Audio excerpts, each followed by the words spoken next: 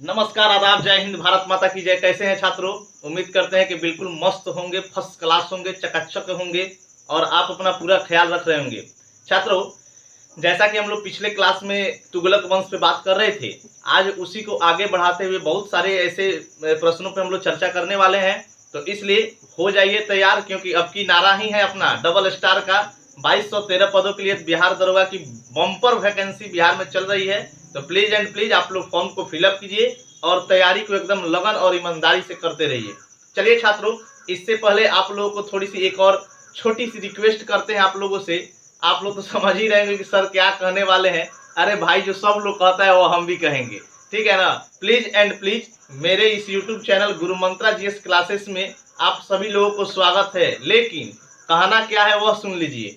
एक बार भैया मेरे वीडियो जो पसंद आती है, यदि मेरा क्लास आपको पसंद आता है, मेरी पढ़ाई समझ में आती है, तो चैनल को थोड़ा सा सब्सक्राइब करें, उसे लाइक करें और आप अपना फीडबैक हमें कमेंट के माध्यम से बताएं।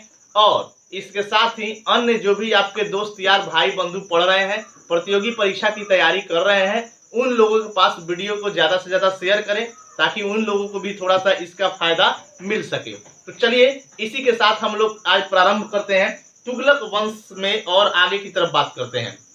देखिएगा, हमने पिछले क्लास में तुगलक वंश के गयासुद्दीन तुगलक वाले टॉपिक पे ही बात किया था। उसके बाद हम लोग मोहम्मद बिन तुगलक पे भी बात कर रहे हैं। आज मोहम्मद बिन तुगलक को ही आगे बढ़ाते हुए हम लोग बात कर रहे हैं। ध्यान से समझिएगा बात को। पिछले क्लास में हम बात किए थे कि मोहम्मद बिन तुगलक के द्वारा जो भी योजनाएं बनाई गई थी, उनके जो भी प्लान थे, वो प्लान जो है उसमें एक प्लान पे हम लोग बात किए थे। और पहला जो प्लान था वह दाऊब क्षेत्र का कर वृद्धि का प्लान था। आपको शायद मैंने कल समझाया भी होगा कि दाऊब क्षेत्र में कर वृद्धि मोहम्मद बिन तुगलक ने 50% लगाया था। कितना लगाया था? 50%। अब बात आती है कि वह भी योजना उसका फ्लॉप रहा। फ्लॉप किस कारण रहा, आपको उसका रीजन भी मैंने बताया होगा। दाऊब क्षेत्र किसको बोला जाता है? तो गंगा और यमुना वाले जो भारत में क्षेत्र हैं उसको दाऊब क्षेत्र कहा जाता है। और अकस्मात मोहम्मद बिन तुगलक ने 50% जैसे वहां टैक्स में वृद्धि किया, तब तक दाऊब क्षेत्र में अकाल पड़ा, भयंकर अकाल की स्थिति आ गई और वह योजना उसके वजह से क्या हो गया? फ्लॉप हो गया। अब हम थोड़ी सी दूसरी योजना पे बात करते हैं। मोहम्मद बिन तुगलक का दूसरा योजना क्या था, बात को ध्यान से समझिएगा। यहाँ पे दूसरा योजना पे हम लोग बात कर रहे हैं। तो दूसरा योजना क्या था? तो देखिएगा, राजधानी परिवर्तन। दूसरा योजना जो था वह था राजधानी परिवर्तन। राजधानी परिवर्तन देखिएगा, मोहम्मद बिन तुगलक ने राजधानी को शिफ्ट किया। अब बात आती है कि राजधानी को शिफ्ट कहां से कहां किया था। देखो भाई, मोहम्मद बिन तुगलक तो दिल्ली में निवास कर रहे थे, अर्थात उनका जो शासन का सारा शासन प्रणाली था वह दिल्ली में था। लेकिन वह व्यक्ति जो है अपनी राजधानी दिल्ली से हटाकर कहीं और ले जाना चाहता था। तो यहाँ पर आपको क्लियर रहना है कि मोहम्मद बिन तुगलक का जो राजधानी परिवर्तन का मामला था, ध्यान से समझिएगा, वह दिल्ली से देवगिरी था। दिल्ली से कहां था? देवगिरी था। देखिएगा, यहां पर आपको बात समझने की थोड़ी सी जरूरत है। दिल्ली से देवगिरी मोहम्मद बिन तुगलक ने राजधानी को शिफ्ट किया था। अब बात आती है कि दिल्ली से देवगिरी में क्या लफड़ा था, आखिर यह योजना कैसे फ्लॉप हुआ। देखिएगा, आपको बता दूं कि जब मोहम्मद बिन तुगलक ने इस योजना को अपने दिमाग में लाया कि भाई अब क्या करते हैं कि दिल्ली राजधानी नहीं रख के अब राजधानी को देवगिरी ले चलते हैं। देवगिरी कहाँ है? तो महाराष्ट्र में पड़ता है। उसका अभी वर्तमान नाम दौलताबाद भी कहीं कहीं आपको मिलेगा, याद रखिएगा, दौलताबाद। देवगिरी का एक और नाम है जिसका नाम क्या है भाई? दौलताबाद। देखिए, इसने अपने राज दरबार में, अर्थात अपने यहाँ दिल्ली के सभी जनता और इसके यहाँ जो भी ऑफिसर्स काम कर रहे थे, उन सारे लोगों को यह सूचना दिया कि भाई आप लोग एकदम तैयार हो जाइए। वो लोग पूछे क्यों हुजूर, काहे ला तैयार होना है? तो अब हम लोगों को दिल्ली में नहीं रहना है। यह बात इन्होंने सारी जनता से भी कहा और इनके यहाँ जो भी ऑफिसर्स या जो भी सैनिक या जो भी लोग काम कर रहे थे, वर्कर्स, उनसे भी कहा कि अब हम लोग दिल्ली में नहीं रहेंगे। तो वो लोग पूछे काहे सर, दिल्ली क्यों नहीं रहेंगे? तो हम लोग अब दिल्ली से देवगिरी जाने वाले हैं।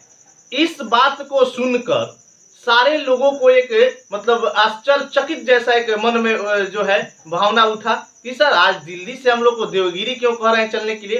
तो इस बात से देखिएगा, इनका बात वहां पर किसी व्यक्ति ने नहीं माना। यहाँ तक जो इनके यहाँ काम कर रहे थे, अर्थात जो ऑफिसर्स थे, जो सैनिक थे और जो भी अन्य एम्प्लॉय इनके यहाँ कार्य कर रहे थे मोहम्मद बिन तुगलक के यहाँ, उन लोगों ने इनकी बात को कतई वैल्यू नहीं दिया और दिल्ली से देवगिरी जाने का इग्नोर कर दिया कि हम देवगिरी नहीं जा सकते हैं। और वहां की दिल्ली की जनता भी इस बात से इग्नोर करने लगी।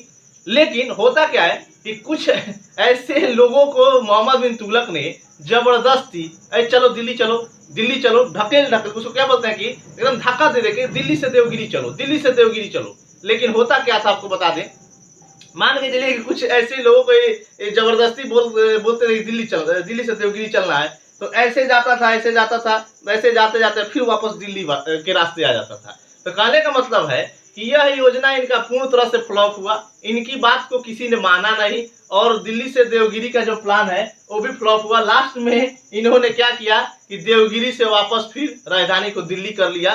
तो आप एक तरह से कह सकते हैं कि यह भी योजना एक तरह से क्या है, तो फ्लॉप है। बात समझ में आ रही होगी। आगे हम देखते हैं इनका तीसरा योजना क्या था। मोहम्मद बिन तुगलक का तीसरा योजना, अरे यार ये तो ऐसा व्यक्ति था, इतना ना पढ़ लिख लिया था कि खाली दिमाग में योजना चल रहा था। नहीं, कहने का मतलब है कि कहीं में इसे शांत बैठा है और हाँ चलो एक और दिमाग में योजना आया। अब कौन सा योजना आया भाई, तो देखो कौन सा योजना आया। एक और दिमाग में योजना आया कि सांकेतिक मुद्रा का प्रचलन करते हैं, सांकेतिक मुद्रा का प्रचलन करते हैं, सांकेतिक मुद्रा चलाते हैं, सांकेतिक मुद्रा का प्रचलन। थोड़ा सा बात को समझिएगा, सांकेतिक मुद्रा का प्रचलन। एक दिन अचानक MBT जी माने मोहम्मद बिन तुगलक जी ऐसे बैठे थे मौन धारण करके, कहे कि 2 योजना तो बेचारा का फ्लॉप हो गया भाई। एगो तो दाऊद क्षेत्र में गया टैक्स वसूलने 50%, वहां ईश्वर का कृपा अकाल पड़ गया, वो भी योजना चौपट। दूसरा राजधानी परिवर्तन दिल्ली से देवगिरी करना चाहा, लेकिन कोनो जनता और एक कोनो एम्प्लॉइज के बातें नहीं माना, जबरदस्ती धकेल धकेल कर देवगिरी कह रहा था चलो देवगिरी, और वापस उस सब रास्ते में से मुड़ के फिर दिल्ली आ जाता था। तो वो भी योजना चौपट।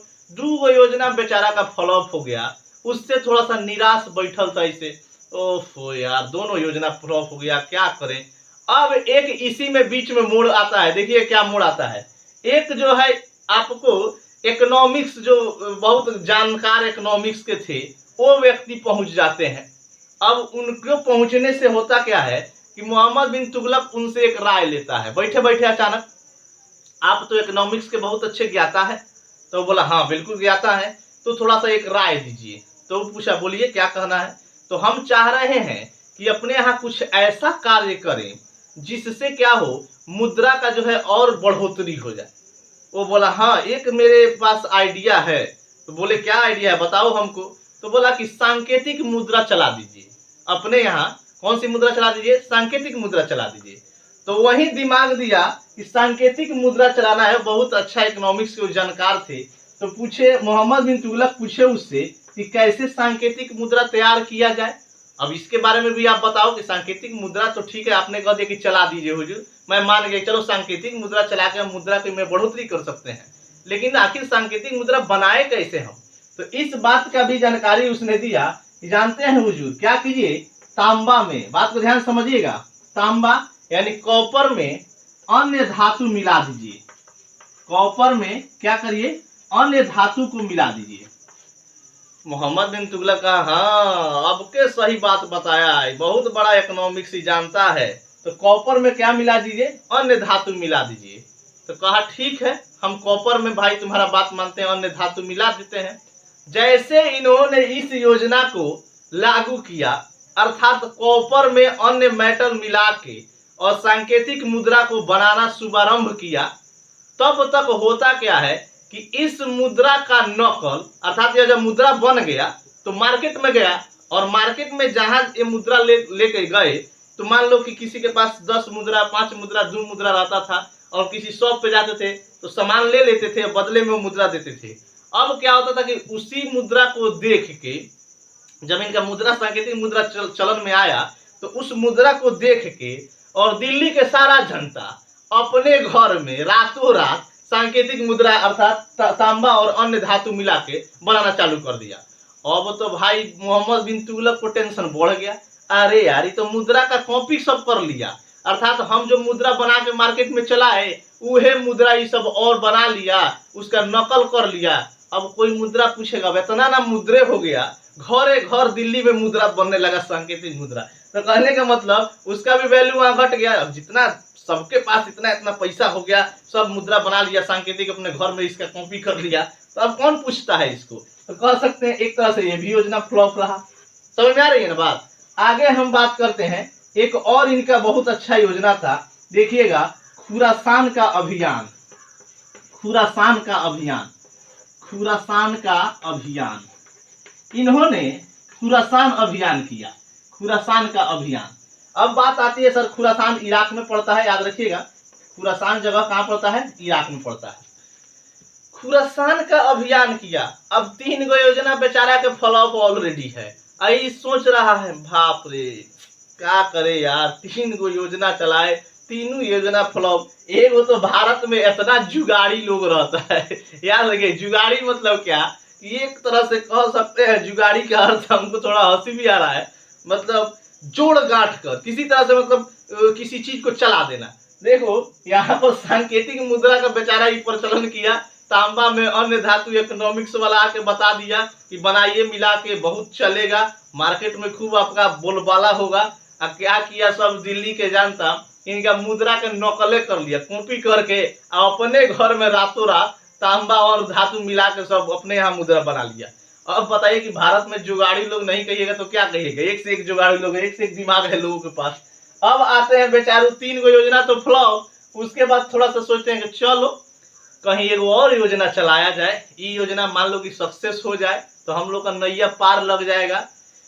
एक रात ऐसे ही बैठे थे और दिमाग में फिर मैंने पढ़ल लिखल तो थे ही, तो दिमाग में तो दिन भर ये सब बात आते रहता था, योजना में तो ही माहिर थे, इनको योजना बनाने के लिए ही जाना जाता है दिल्ली सल्तनत में। एक दिन अचानक रात को दिमाग में इनके आता है कि चलो एक जगह है खुरासान, वहीं पर अटैक कर देते हैं। भाई अटैक क्या करोगे जी खुरासान पे, तुम हो दिल्ली में और इराक में अटैक करने का बात ही सोचने लगा। तो इसलिए अटैक करेंगे कि वहां से लूट लाट के लाएंगे खुरासान से जाके, पूरा बहुत सारा धन संपत्ति वहां से मिलेगा, सोना चांदी हीरा जवाहरात, इसलिए ना अटैक कोई करता है किसी पे।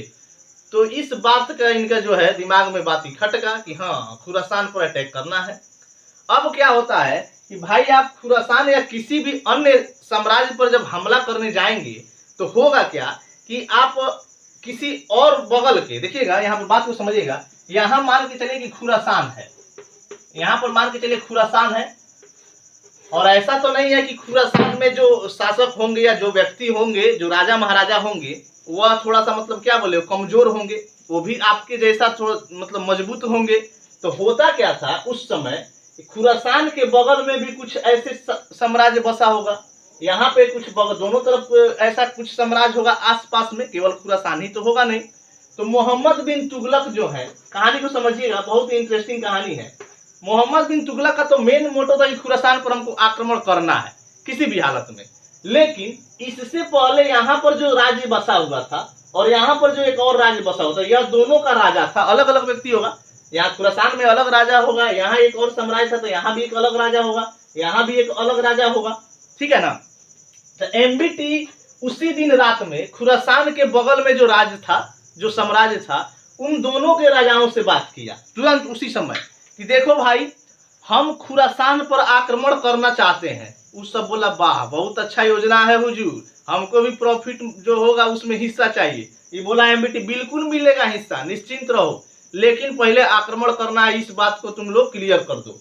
तो एमबीटी बोले कि इस राजा से कि भाई हमको खुरासान पर आक्रमण करना है, तुम्हारा सपोर्ट चाहिए। ये बोला एकदम सपोर्ट है, दिलो जान से सपोर्ट है, आइए तो सही। फिर बात यहाँ हुआ इस राजा से कि भाई तुम्हारा क्या विचार है, खुरासान पर हमला करना है। तो बोला हाँ हाँ बिल्कुल हम आपके साथ हैं, आइए तो सही आप। दोनों राजा रात में इनको कंफर्म कर दिया और सुबह में निकलना था खुरासान के लिए। अब बात आती है कि जैसे ही इस दोनों व्यक्ति ने समर्थन तो दे दिया था कि हाँ आप बिल्कुल कल आइए, हम लोग आपके साथ खड़े हैं, एकदम खुरासान पर आक्रमण करना है। सुबह में एक उधर से पत्र आता है। कहां से पत्र आता है भाई समझिएगा, यहां से और यहां से, इन दोनों साम्राज्य से एक लेटर आता है, उधर से एक राजदूत लेटर लेके आता है। किसके पास? तो एमबीटी के पास। और वो पत्र एमबीटी को दे देता है। वो पत्र जैसे एमबीटी पलट के देखते हैं, उसमें लिखा था कि यह दोनों राजा जो है गद्दी से उतार दिए गए हैं, अर्थात इन लोग को अब वहां राजा का कोई अधिकार नहीं है, अब वहां दूसरा राजा बन गया है। अब ये बात जैसे एमबीटी पत्र में पढ़े, इनको तो एकदम क्या हो गया, बेहोश हो गए। अरे यार, ये तो रोजे चेंज हो गया यहाँ का। अब जिसके बल पर हम कूद रहे थे, वो जब वो खत्मे हो गया तो हम अकेले अब तो खुरासान पर आक्रमण नहीं करेंगे, क्योंकि यह दो मजबूत एक पक्ष मिल रहा था। तो इसी के बल पे मोहम्मद बिन तुगलक एकदम पूरा तैयार थे कि हाँ सुबह अभियान के लिए निकलना है खुरासान पर। लेकिन अब राते रात रोजे चेंज हो गया, सवेरे पैगाम उधर से आता है। तो कह सकते हैं कि एक तरह से भाई मेरे यो योजना क्या हुआ, फॉलो पे साबित हुआ। तो समझ में आया है बात। तो इसी बात को थोड़ा सा आप लोग ध्यान में रखिएगा। मोहम्मद बिन तुगलक ने क्रमशः 4 योजनाएं चलाई थी। कभी कभी आपको यह याद नहीं रखना है, सन और ईस्वी पूछ लेता है कब कब चलाई थी। तो आपको बता दें कि दाओब क्षेत्र में जो कर वृद्धि था, दाओब क्षेत्र में जो कर वृद्धि वाला योजना था वो 1326 से 27 के बीच चलाया गया था। राजधानी परिवर्तन भी 1326 से 27 के बीच चलाया गया था। सांकेतिक मुद्रा का जो प्रचलन किए थे 1329 से 30 के बीच किए थे, याद रख लीजिएगा, 1329 से 1330। और जो खुरासान का अभियान था यह भी 1330 के ही अप्रोक्स किया गया था। तो बात क्लियर है, यहाँ तक चारों अभियान को, चारों योजनाओं को हम लोग समझे। अब थोड़ी सी मोहम्मद बिन तुगलक से और बात को समझते हैं और क्या क्या प्रश्न यहाँ बनते हैं। देखिएगा, मोहम्मद बिन तुगलक ने एक विभाग की स्थापना की थी, एक विभाग बनाया था। उस विभाग का नाम है, देखिएगा, दीवान ए कोही। याद रखिएगा, पूछा जाता है दीवान ए कोही। दीवान ए कोही विभाग की स्थापना किसने किया था? तो मोहम्मद बिन तुगलक ने किया था। दीवाने कोही विभाग की स्थापना किसने किया था? तो मोहम्मद बिन तुगलक ने किया था। और यह विभाग क्या चीज से संबंधित था? तो यह विभाग एग्रीकल्चर, कृषि से संबंधित था। याद रखना है, प्रश्न पूछा जाता है दीवान ए कोही विभाग की स्थापना किसने किया है? तो मोहम्मद बिन तुगलक ने किया है। और दीवाने कोही विभाग क्या चीज से संबंधित है? तो वह कृषि से संबंधित है। एग्रीकल्चर से जो भी कार्य वगैरह होते थे कृषि के, वो दीवाने कोही विभाग के ही अंतर्गत होते थे। एक और बहुत अच्छा प्रश्न बनता है, याद रखिएगा, जहां पनाह नगर, जहां पनाह नगर, जहां पनाह नगर एवं आदिलाबाद का किला, एवं आदिलाबाद का किला, आदिलाबाद, जहां पनाह नगर एवं आदिलाबाद का किला का निर्माण, आदिलाबाद का किला का निर्माण, किला का निर्माण एमबीटी ने करवाया था। किला का निर्माण एमबीटी ने कराया था। याद रखिएगा, एमबीटी ने कराया था। एक बार ये भी प्रश्न पूछा हुआ है कि जहां पनाह नगर को किसने बसाया था? तो मोहम्मद बिन तुगलक ने। और आदिलाबाद के किले का निर्माण भी किसने कराया था? तो मोहम्मद बिन तुगलक ने कराया था। आपको पिछले क्लास में मैंने बताया भी होगा, ध्यान से बात को समझिएगा, कि दौलताबाद, कौन सा बात भैया? दौलताबाद जो है अभी दिल्ली से देवगिरी हम लोग बात किए थे, उसी का नाम क्या है? देवगिरी का दौलताबाद नाम है। और उससे पहले गयासुद्दीन तुगलक में हमने बताया था कि तुगलकाबाद, कौन सा जगह है? तुगलकाबाद का निर्माण किसने कराया है? तो जीएसटी ने। लेकिन यहाँ पर याद रखना, जहां पनाह नगर और आदिलाबाद के किले का निर्माण किसने कराया है? तो मोहम्मद बिन तुगलक ने।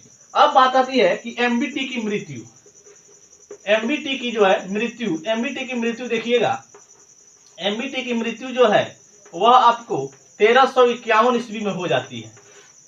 मोहम्मद बिन तुगलक का मृत्यु 1351 में होता है। जब मोहम्मद बिन तुगलक जो है सिंध जाते समय रास्ते में एक थट्टा नाम का जगह था, सिंध जब जा रहे थे, उसी थट्टा के नजदीक जो है मोहम्मद बिन तुगलक का मृत्यु 1351 ईस्वी में हो जाता है। यहाँ पर मोहम्मद बिन तुगलक का जो है चैप्टर समाप्त होता है। अब थोड़ी सी हम बात करते हैं नेक्स्ट शासक जो है फिरोज शाह तुगलक पर बात करते हैं। अगले जो शासक है तुगलक वंश की, उनका नाम है फिरोज शाह तुगलक। उनका नाम क्या है? फिरोज शाह तुगलक। भाई मेरे, तुगलक वंश का समय तो बहुत लंबा है, आपको बताया ही है। 1320 से लेकर 1414 ईस्वी तक लगभग 80 साल से अप्रोक्स मोहम्मद तुगलक वंश का शासन रहा है।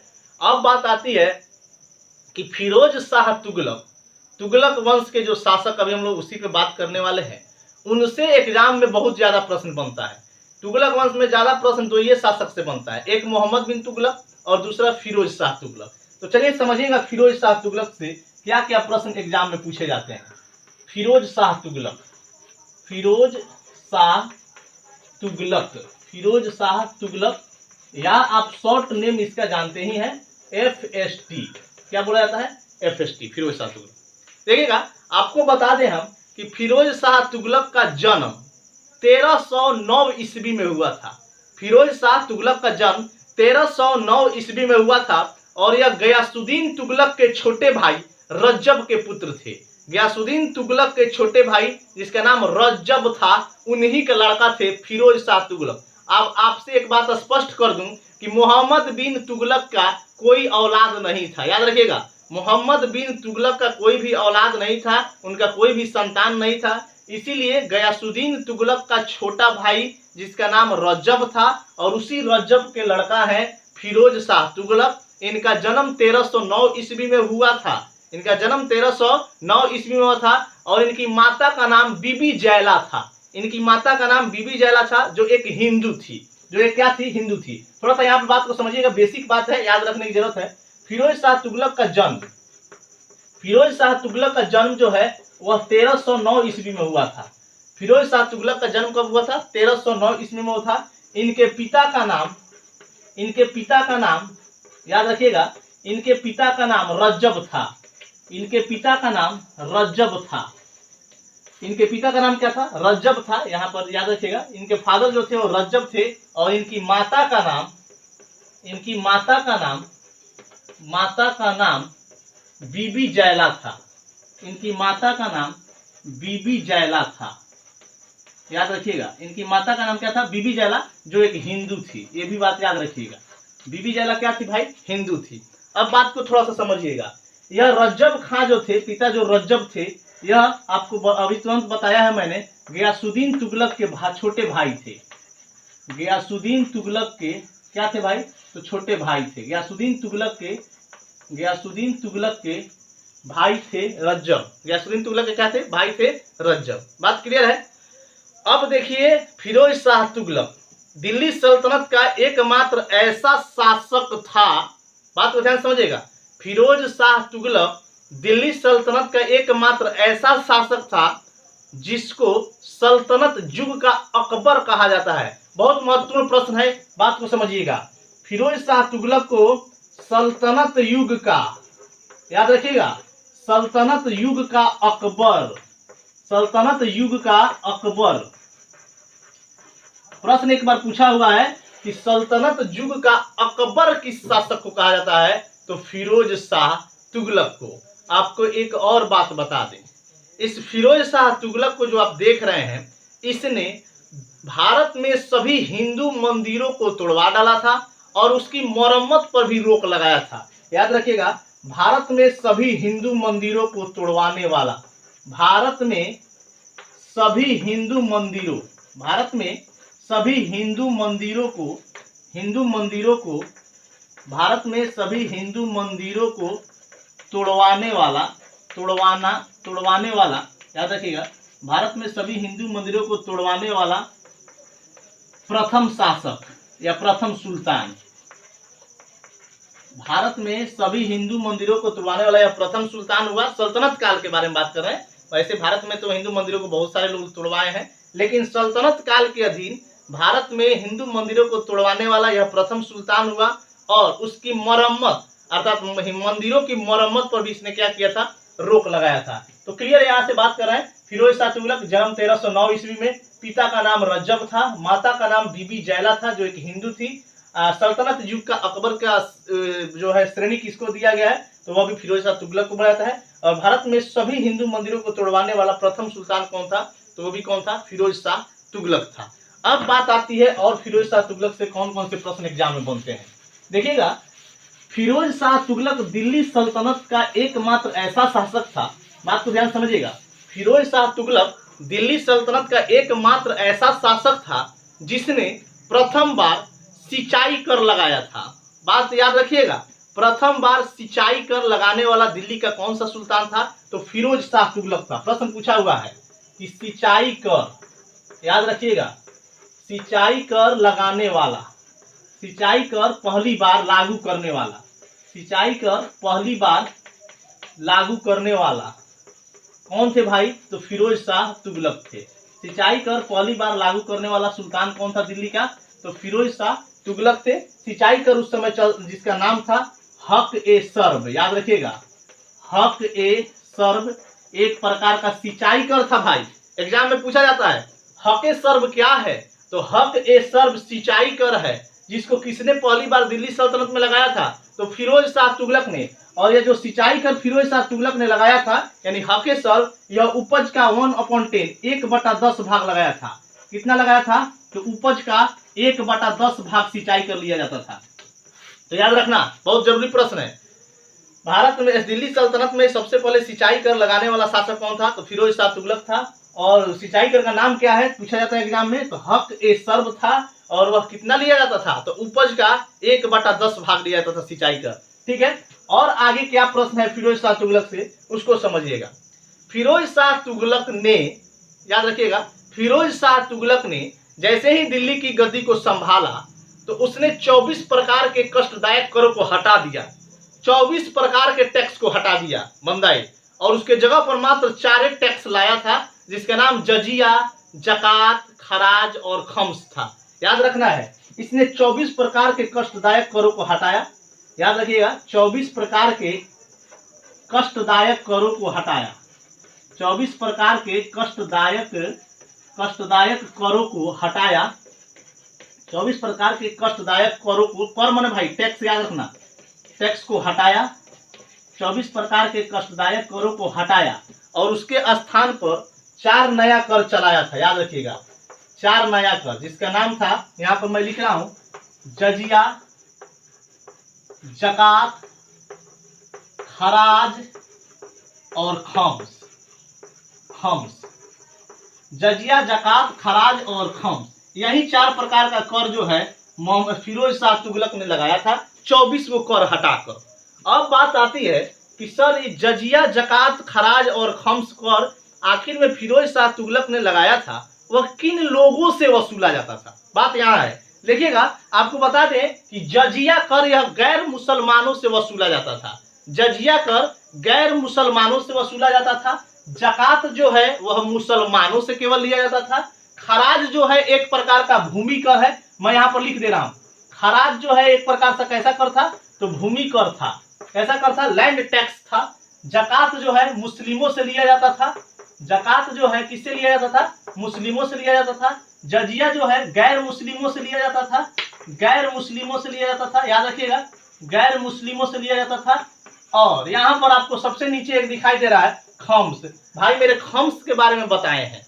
खम्स जो लूट का माल होता था। खम्स क्या होता था? लूट का माल, मतलब कहीं जाए गए, आक्रमण किए किसी युद्ध वगैरह में, वहां से जो माल लूट के लाए उसे खम्स कहा जाता था। यही खम्स ना है, अलाउद्दीन खिलजी ने 1/4 के जगह पर 3/4 सुल्तान का हिस्सा कर दिया था। तो खम्स तो पता ही चला होगा कैसा था? तो यह लूट का माल था। खम्स जो था वो क्या था भाई मेरे? तो लूट का माल था। बात क्लियर है? अब यहां से और प्रश्न बनते हैं, ध्यान से बात को समझिएगा। जजिया, जकात, खराज और खम्स, यह तो हम लोग जान गए कि किन किन लोगों से फिरोज शाह तुगलक वसूला करते थे। अब बात आती है कि भारत में सर्वप्रथम जजिया कर लगाने वाला शासक मोहम्मद बिन कासिम था। याद रखिएगा, भारत में सर्वप्रथम जजिया कर लगाने वाला शासक या सुल्तान मोहम्मद बिन कासिम था। 712 ईस्वी में सिंध पर उसने जजिया लगाया था। एकदम नोट कर लो, बहुत महत्वपूर्ण प्रश्न है, हमेशा पूछा जाता है। थोड़ी सी यहाँ पर हम इसको आप स्क्रीनशॉट भी ले सकते हो या आप वीडियो पॉज करके नोट भी कर सकते हो। अब थोड़ी सी बात को आगे बढ़ाते हैं। भारत में, मैंने कहा यहाँ से प्रश्न बनता है कि भारत में सबसे पहले जजिया कर लगाने वाला सुल्तान या शासक मोहम्मद बिन कासिम था। बात को ध्यान समझिएगा, भारत में सबसे पहले जजिया कर, भारत में सबसे पहले जजिया कर लगाने वाला, भारत में सबसे पहले जजिया कर लगाने वाला सुल्तान, लगाने वाला शासक, जजिया कर लगाने वाला शासक जो था वह मोहम्मद बिन कासिम था। वह कौन था? मोहम्मद बिन कासिम, याद रखिएगा, मोहम्मद बिन कासिम 712 ईस्वी में सिंध पर लगाया था। मोहम्मद बिन कासिम जो है भारत में सबसे पहले जजिया कर को लगाया था, 712 ईस्वी में सिंध पर लगाया था। अब बात एक और सुनिए, भारत में सबसे पहले ब्राह्मणों पर जजिया कर लगाने वाला शासक फिरोज शाह तुगलक था। एकदम माइंड सेट कर लीजिए, बहुत ही महत्वपूर्ण प्रश्न एग्जाम में पूछा जाता है। भारत में सबसे पहले ब्राह्मणों पर जजिया कर लगाने वाला शासक फिरोज शाह तुगलक था। तो यहाँ बात को याद रखिएगा, ब्राह्मणों पर जजिया कर, ब्राह्मणों पर जजिया कर, ब्राह्मणों पर जजिया कर लगाने वाला शासक जो है वह कौन था? तो फिरोज शाह तुगलक था। तो इस तरह से हम बात किए कि भारत में सबसे पहले जजिया कर कौन व्यक्ति लगाया था? तो मोहम्मद बिन कासिम ने 712 ईस्वी में लगाया था, सिंध पर लगाया था। अब एक और प्रश्न यहाँ से समझिए, जजिया से जो भी प्रश्न बनता है सबको समझिए। यह तो मोहम्मद बिन कासिम का बात था। हम बात करें कि 1564 ईस्वी में, बात को समझिएगा, 1564 ईस्वी में, 1564 ईस्वी में, बात को समझिएगा, अकबर ने 1564 ईस्वी में अकबर ने जजिया कर को समाप्त कर दिया था। जजिया कर को क्या किया था? तो समाप्त कर दिया था। जजिया कर समाप्त कर दिया था, समाप्त कर दिया था, समाप्त कर दिया। ये भी प्रश्न आपको याद रखना है। 1564 ईस्वी में अकबर ने जजिया कर को क्या किया था? समाप्त किया था।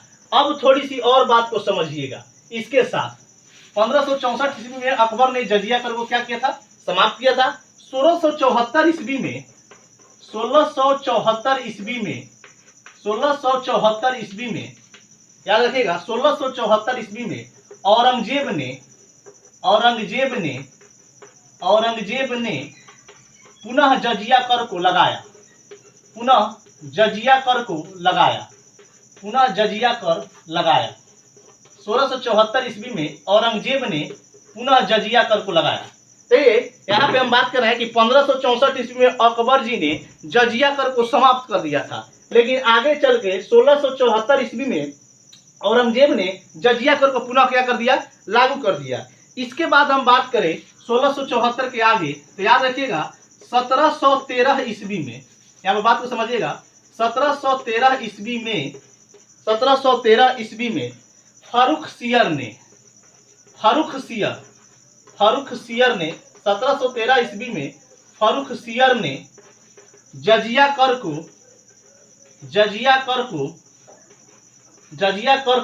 समाप्त कर दिया, जजिया कर को समाप्त कर दिया, जजिया कर को समाप्त कर दिया।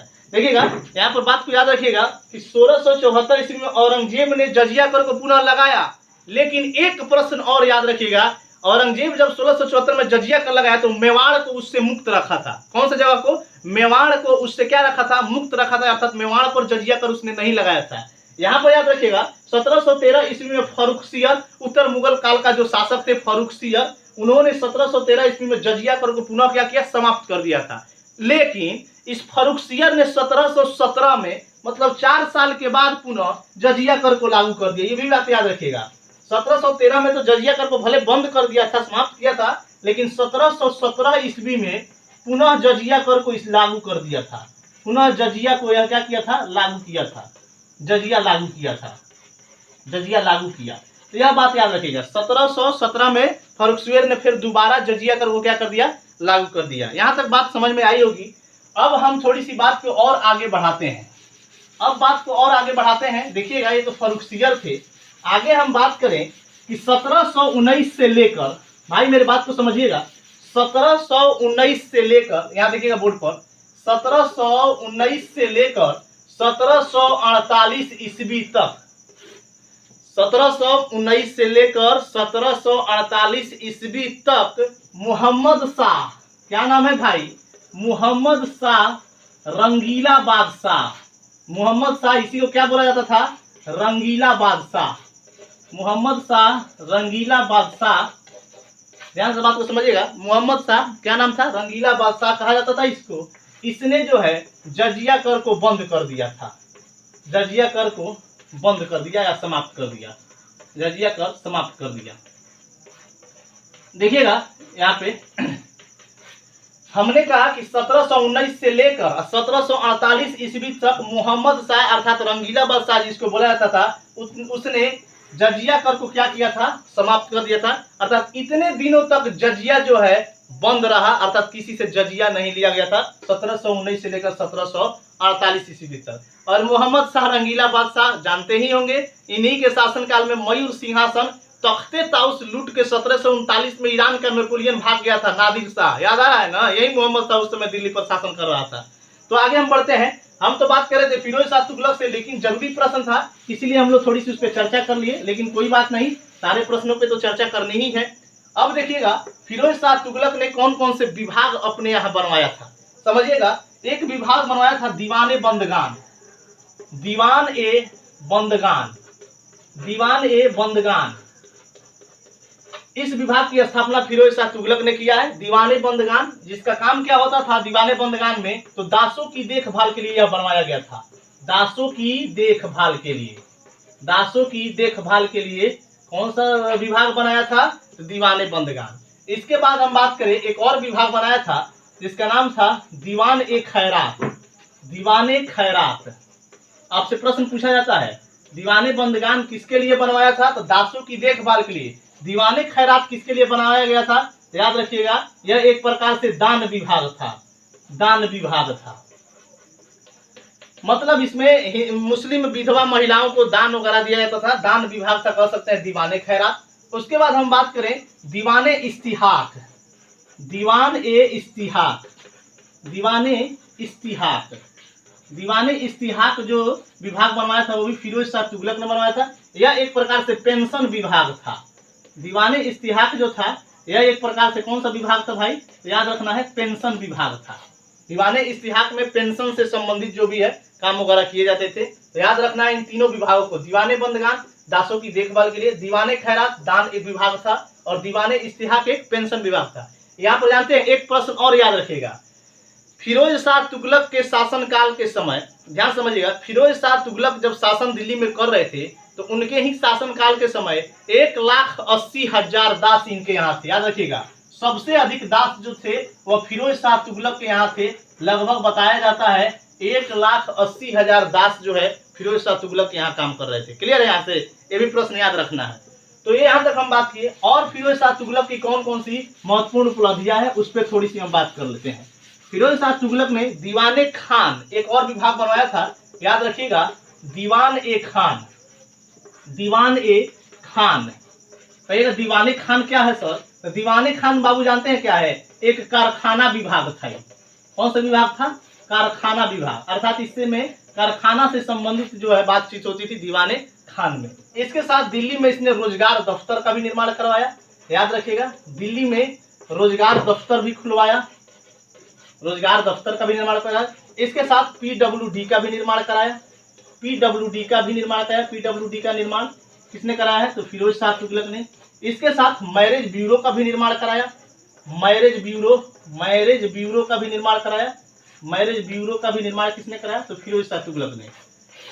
यहाँ तक आपको बात याद रखनी है, दीवाने खान कारखाना विभाग था, रोजगार दफ्तर दिल्ली में इसी ने खुलवाया था, PWD का निर्माण इसी ने कराया था, मैरिज ब्यूरो का भी निर्माण इसी ने कराया था। अब आपको बात क्लियर हो गई होगी फिरोज शाह तुगलक से। हम आपको बता दें कि फिरोज शाह तुगलक में अभी और सारी चीजें पर बात करनी है, और सारी चीजें अभी बाकी है, ऐसा नहीं कि फिरोज शाह तुगलक टॉपिक कंप्लीट हो गया। तो आप लोग प्लीज आज जो है क्लास हम लोग यहीं पर रोक रहे हैं, कल फिर हम लोग नेक्स्ट क्लास में फिरोज शाह तुगलक से और भी जो भी प्रश्न एग्जाम में बनते हैं उन सारे प्रश्नों पे और चर्चा करेंगे। लंबा टॉपिक है, एक क्लास और आप लोग को हम इसमें प्रोवाइड करेंगे, एक क्लास और चलेगी जो तुगलक वंश का है। तो चलिए इसी के साथ हम लोग आज जो है क्लास को विराम करते हैं, आज हम लोग क्लास को थोड़ा सा रोकते हैं। आप लोगों से चलते चलते एक मेरा नम्र निवेदन है, भाई जो भी लोग हमको देख रहे हैं प्लीज एंड प्लीज अपना जो है मेहनत और ईमानदारी से एकदम काम कीजिए। घर में बैठ के, इस समय कोरोना का माहौल चल रहा है, कहीं दौड़ धूप करने की जरूरत नहीं है, घर में बैठ के सेल्फ स्टडी करना है और प्रतिदिन एक निरंतर रूटीन के तहत आप अपनी पढ़ाई को जारी रखिए। क्योंकि देखिए कोरोना का मामला एकदम खत्म होगा, हम लोग इस पे काबू पाएंगे, क्योंकि बहुत कोरोना से टेंशन हो गया है। एक ना एक दिन कोरोना को हम लोग जीतेंगे, कोरोना को भगाएंगे, यहाँ से खदेड़ देंगे एकदम वापस। तो इसीलिए आप लोग प्लीज अपना मेहनत करते रहिए, क्योंकि भाई एग्जाम जब आपके नज़दीक आएगा तो आप मेहनत करिएगा तो अच्छा नहीं लगेगा, इसलिए पहले से मेहनत में लगे रहिए, जिससे आपका परिणाम भी अच्छा आएगा।